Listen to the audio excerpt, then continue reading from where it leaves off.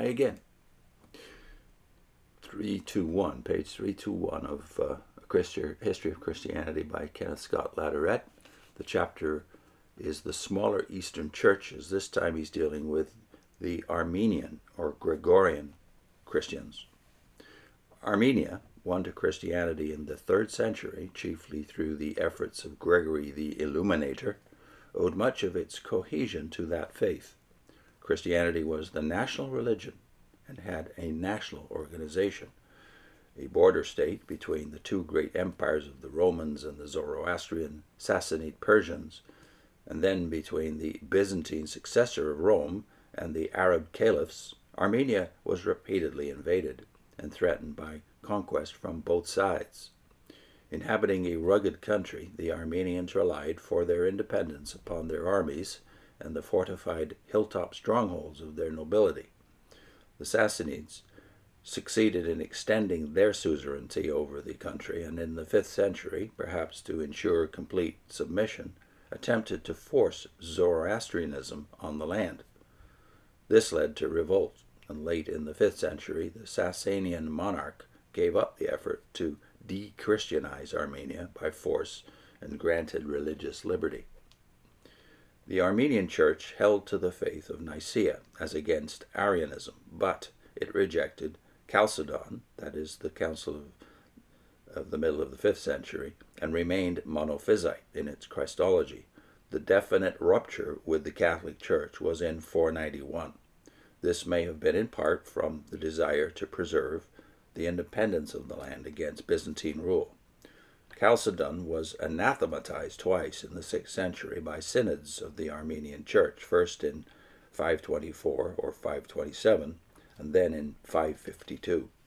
In the latter part of the 6th century, an occasional Armenian prelate conformed to the Catholic faith, but brought with him no large proportion of his flock. Late in the 6th century, Persia was constrained to cede part of Armenia to the Byzantine Emperor Maurice. In the portion which he controlled, Maurice had a council of Armenian bishops called, which gave its adherence to Chalcedon and named an Orthodox Catholicos, or head, of the Armenian Church. Since the bishops who were in the part of the country not under Byzantine control would not assent to this action, a schism took place. In general, the Armenians held to their Monophysitism and as a symbol of their political independence of Constantinople. The coming of the Arabs meant a new threat to Armenian political and religious freedom. After fighting, which lasted from 639 to 859, the Armenians granted the Arabs the same kind of suzerainty which the Sassanids had enjoyed. This permitted the Armenians a considerable degree of autonomy. In general, the Arabs conceded to the Armenians liberty to hold to their faith. Later in the 7th and early in the 8th century, there were further Byzantine efforts to bring conformity within the Catholic Church, but for the most part, the Armenians remained aloof, and in 719, a national council again declared itself against the Chalcedonian position. The Christianity of Armenia differed in some of its practices from that of Constantinople. Its clergy were largely hereditary, perhaps going back for precedent to the hereditary priesthood of pagan days. In the Mass, it used wine unmixed with water.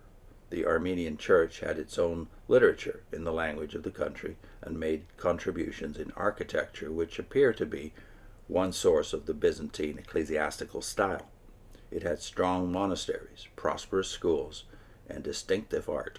It spread east of the Euphrates largely through Armenian colonies and merchants.